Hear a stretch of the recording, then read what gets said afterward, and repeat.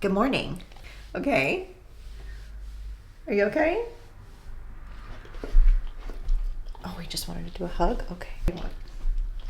Okay, now sir, you weigh 100 pounds and I don't think you can fit on this chair. No, I don't. Okay. Yes, I think I'm falling in love. I think I'm falling in love. What's up guys, welcome back to my channel. I am so excited about today's video because I asked good old ChatGPT girly what she thought the best videos that I personally make on my YouTube channel are. And I know you guys love a good vlog, I love making a good vlog, but she was saying that I haven't done a like sit down, chatty, controversial style video in a while. And I was like, okay, you know what?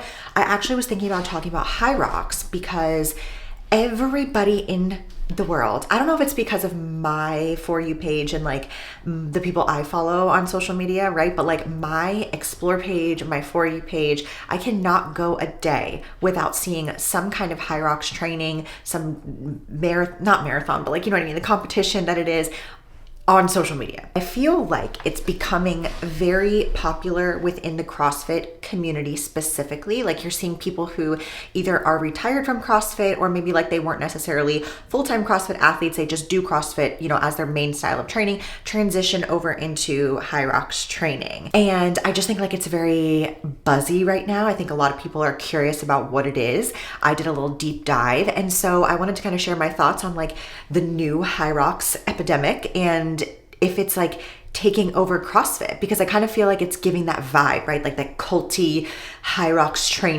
trainer die vibe. And you guys know I've been in the CrossFit space forever, so I'm well aware with that type of training. And so I just wanted to kind of chat about it and hear your guys' thoughts and just so welcome to today's video. Now, CrossFit has taken over the fitness industry, in my opinion, for years and years, but recently I think that it's had a pretty big decline, I would say, over the last year or so. I think specifically when they tried to do the CrossFit Games during COVID, that was like the start of the downfall. And then when Greg Glassman was no longer involved and the whole Dave Castro fiasco, I mean, if you are a CrossFit person, I think you may have the same type of feelings on that situation as I do. I have yet to meet a CrossFit person who feels like CrossFit is back the way that it was back in like 2012. You know what I'm saying? Like the vibe has changed. And so I think that that's where HYROX is kind of taking advantage and capitalizing on this movement because, like I said, I am seeing a lot of CrossFit people transition into this type of training.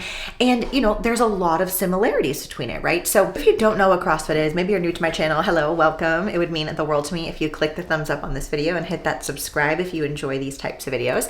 But if you are not familiar with the CrossFit style workouts, just think of it as like a high intensity interval, really varied type of workout, but there are specific CrossFit style gyms that are all across the world. They are CrossFit affiliates. They follow like certain CrossFit style programming, which is normally some type of strength training, some type of metabolic conditioning, thinking like as many rounds and reps as possible. You also have some gymnastics components. You have some Olympic lifting components.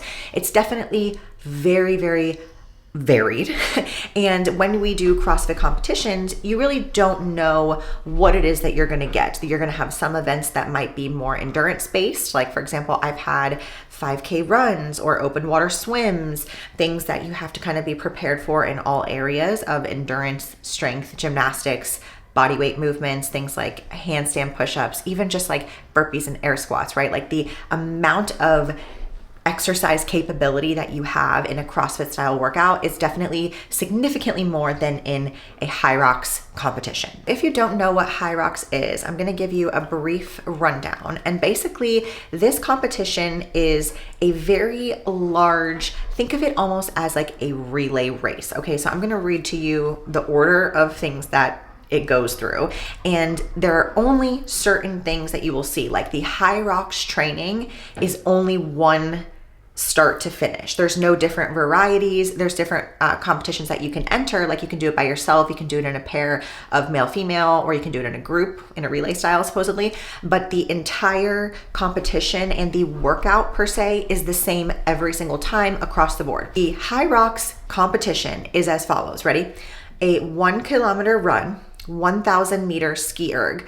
Now, this is what's interesting before I continue on, is that you will see CrossFit style movements, functional movements in this HYROX spread, right? So like things that you will see in HYROX, if you've done CrossFit at any capacity, you've probably already done these movements. And I think that's also why you're getting a bit of crossover between the two. So 1,000 meter ski erg into 1 kilometer run, 2 25-meter sled pushes, and it says that the weights vary by division, so we'll get into the divisions in a little bit, but this is just the actual movements. Another 1K run, 2 25-meter sled pulls, so you're doing a push first, another run, then a pull, another K run, an 80-meter burpee broad jump, so a burpee into a jump, another 1K run.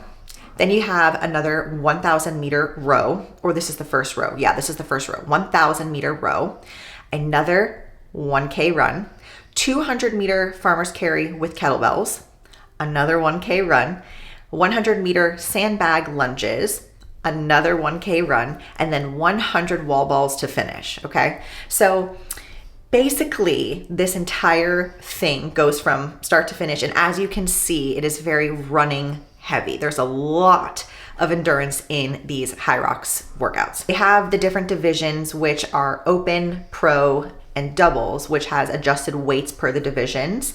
And then a lot of them use the same ski erg row machine that you would see in CrossFit Concept 2. And I've seen some of them do like the assault runners, which is like a self-propelled treadmill. So you're not necessarily doing an outdoor run unless you are doing it specifically at a HYROX that's like outdoor with marked flooring. But either way, the distances are the same. Now, I think what has become the appeal of the HYROX training specifically is the lack of variety, and it's very cut and dry. You know exactly what you're training for. I mean, think about people who train for a marathon, right? Like they're going to train for X amount of miles, or if you're doing a half, or even if you're training for a 5K, you know that when you go out there on your competition day or your race day, you know that you are running a 5K, a half marathon, or a marathon. There's no surprises.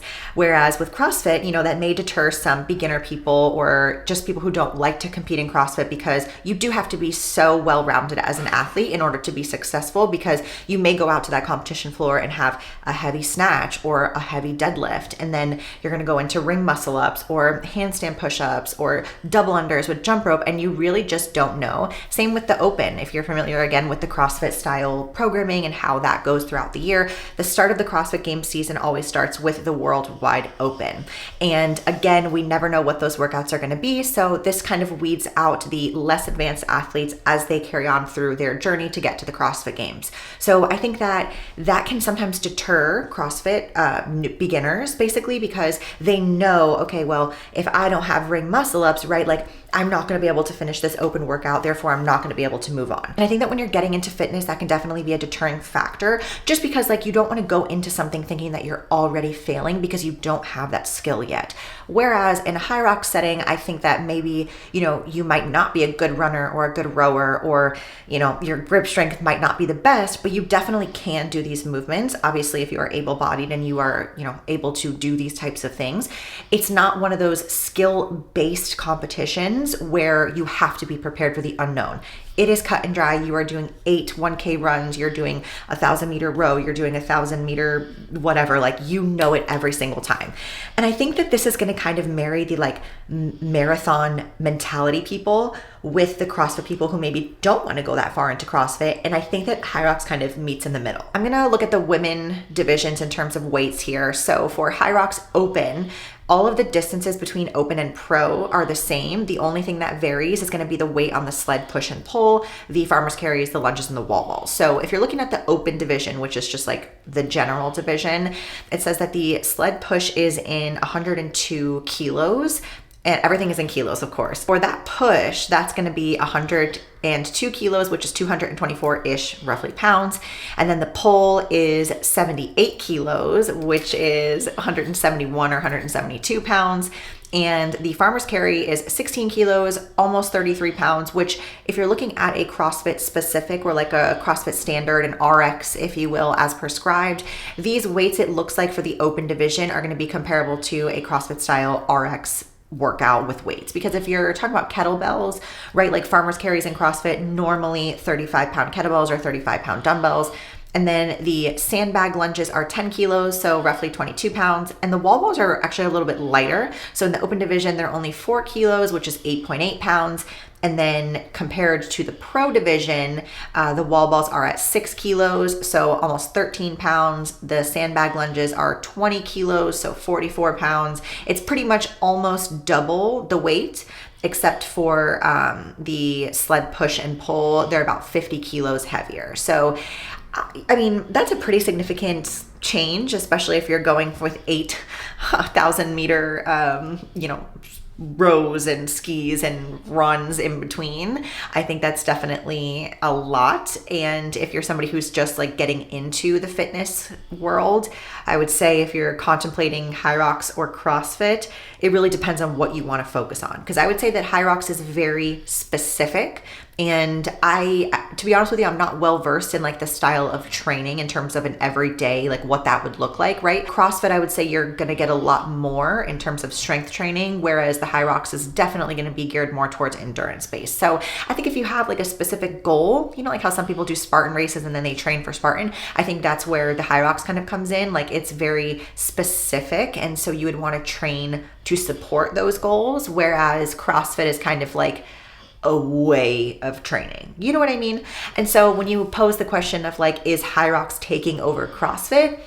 I don't know that I'd say it's taking over CrossFit, but what I will say is that I think that it's gaining popularity rapidly in the way that CrossFit first did in the beginning days of CrossFit. Like when it was first founded, you saw a bunch of fitness enthusiasts flock to it. It grew rapidly. The competition started popping up everywhere. And I think you're kind of seeing that same pattern with HYROX.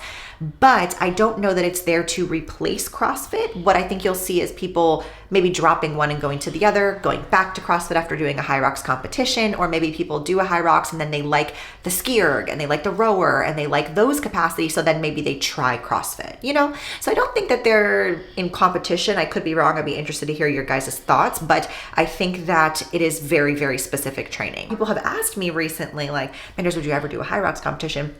And I personally, I really, really feel like if you, this workout, this, hour-long workout kind of reminds me of like the 12 days of Christmas workouts that you would do on Christmas Eve at a CrossFit gym. And it would take you like 45, 50 minutes to do it. Obviously, this is a lot more endurance based, but I think that again, I think it's why CrossFit people are probably very successful in HYROX training, because we normally have that endurance base built up over the years. I know for me personally, it's not super hard to just like jump on a treadmill and run 1,000 meters. It's, I just think I've done it so many times in training over the years that my body's kind of just adapted to it. So I think it would be interesting to see how I could do in that whole HYROX style workout. Would I ever do one?